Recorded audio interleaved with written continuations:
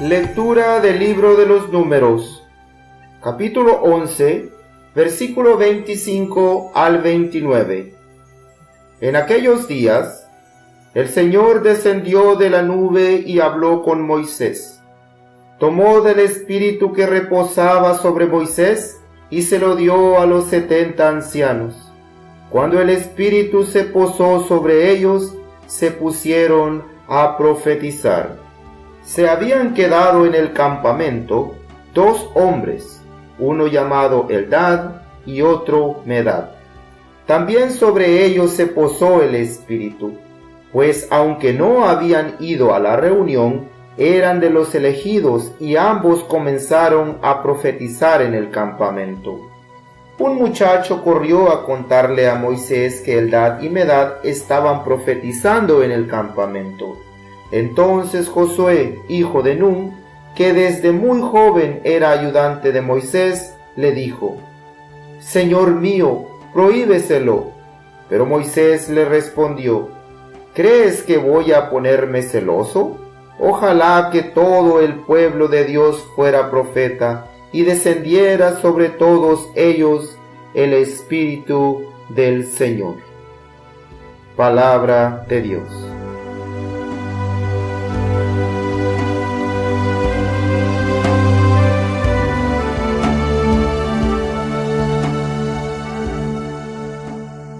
En la lectura de hoy, la palabra de Dios nos presenta una escena en la cual algunos de los israelitas se pusieron celosos por Moisés al ver que el Señor Dios le dio de su espíritu a 2 hombres que no habían acudido al mandato de Moisés.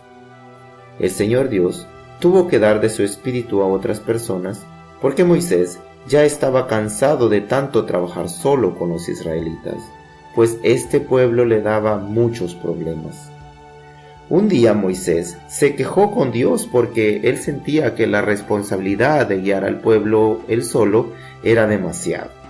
Por un lado, tenía que atender las quejas del pueblo en contra de Moisés, y por otro lado tenía que calmar a Dios cuando el Señor quería destruir al pueblo por sus rebeliones. Todo esto desgastó las fuerzas de Moisés hasta el punto de pedirle a Dios la muerte. Al escuchar a Moisés, el Señor Dios ofreció darle como ayuda a 70 hombres para que ellos le colaboraran en el gobierno del pueblo. Estos hombres eran llamados ancianos del pueblo, o sea que eran líderes que contaban con el apoyo de su gente. Moisés los eligió y los convocó al frente de la tienda del encuentro para que el Señor Dios los ungiera con su espíritu y así ellos pudieran gobernar al pueblo junto a él. Llegado el momento, aunque Moisés convocó a 70 ancianos, solo llegaron 68. 2 de ellos no estaban. En el versículo 25 leemos que Dios el Señor bajó en la nube y después de hablar con Moisés, tomó algo del espíritu que había en Moisés y se lo dio a los 70 ancianos. Y en cuanto el espíritu reposó sobre ellos, se pusieron a profetizar.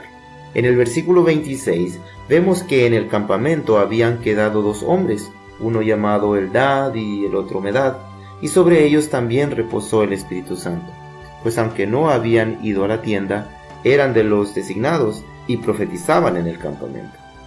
En el versículo 27 y 28 vemos que un muchacho corrió a anunciar a Moisés que Eldad y Medad estaban profetizando en el campamento y que Josué le pidió a Moisés que se los prohibiera. Y en el versículo 29 vemos que Moisés le respondió: ¿Es que estás tú celoso por mí? Ojalá que todo el pueblo de Dios fuera profeta y descendiera sobre todos ellos el Espíritu del Señor. En esta lectura vemos cómo es el comportamiento de un verdadero siervo del Señor. Moisés no se pone celoso por lo sucedido. Él entiende que el Señor es libre de elegir a quien Él quiera para ponerlo al frente del pueblo. En esta lectura vemos que el Señor derrama su espíritu sobre quien Él quiere y a veces actúa por medios que no entendemos, sin avisar ni pedir permiso. Con esta actitud, el Señor nos dice que Él es el único Señor y que Él es libre de hacer y deshacer como mejor le parezca. Moisés, como buen siervo de Dios, no solo no se pone celoso, sino que también desea que el Señor derrame su espíritu sobre todo el pueblo, para que así todo el pueblo sea profeta y anuncien las maravillas del Señor al mundo entero.